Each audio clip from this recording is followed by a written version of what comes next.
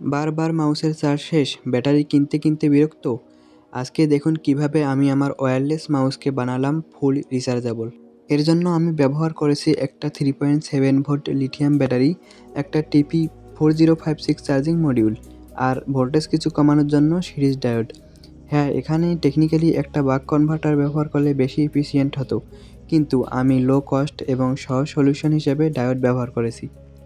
এই হচ্ছে পুরো circuit connection: battery, charging module, series diode, mouse. Voltage একটু কমানোর জন্য আমি ডায়োড ব্যবহার করেছি। এভাবেই কানেকশন শেষে আপনারা আপনাদের মাউসের ফ্রেম অনুযায়ী বসিয়ে নেবেন।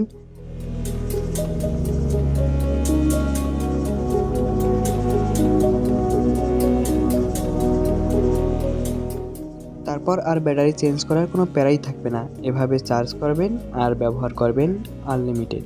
এমন ডেইলি লাইফ ইঞ্জিনিয়ারিং সলিউশন পেতে পেজটি ফলো করুন।